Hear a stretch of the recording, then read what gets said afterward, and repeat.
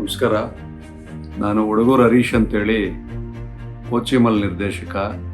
ಕೋಲಾರ ಜಿಲ್ಲೆಯ ಜನತೆಗೆ ಮತ್ತು ನಾಗರಿಕ ಬಂಧುಗಳಿಗೆ ನನ್ನ ಮನವಿ ಏನಂತ ಹೇಳಿದ್ರೆ, ಇತ್ತೀಚೆಗೆ ಕೋಲಾನ್ ಕ್ಯಾನ್ಸರ್, ಫೈಲ್ಸು, ಫಿಶರ್, ನಾವು ಸೇವಿಸ್ತಕ್ಕಂಥ ಆಹಾರ ಪದಾರ್ಥಗಳು, ಆಹಾರ ದಿನನಿತ್ಯದ ಇದರಿಂದ ಹೆಚ್ಚಾಗಿರೋದ್ರಿಂದ ದಿನೇ ದಿನೇ ರೋಗಿಗಳು ಹೆಚ್ಚಾಗ್ತಾ ಇದೆ. ಇದರಿಂದ ಸಾವು ನೋವುಗಳು ಹೆಚ್ಚಾಗಿ ಸಂಭವಿಸ್ತಾ ಇದ್ದಾವೆ.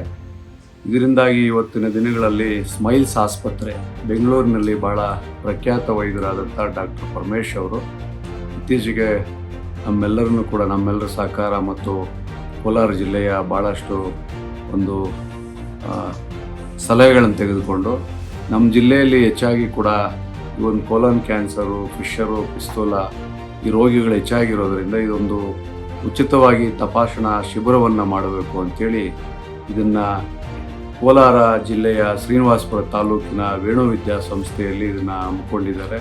ತಾವೆಲ್ಲ ದಯಮಾಡಿ ಸೆಪ್ಟೆಂಬರ್ 14ನೇ ತಾರೀಕು ಆ ಶಿಬಿರದಲ್ಲಿ ಭಾಗವಹಿಸಿ ತಪಾಸಣೆಯನ್ನು ಮಾಡಿಸ್ಕೊಂಡು ಇದಕ್ಕೆ ಸೂಕ್ತ ಚಿಕಿತ್ಸೆಯನ್ನು ಪಡೆದು ನಿಮಗೆ ಇರ್ತಕ್ಕಂಥ ಸಮಸ್ಯೆಗಳ ಬಗ್ಗೆ ಬಗೆಹರಿಸ್ಕೊಳ್ಬೇಕು.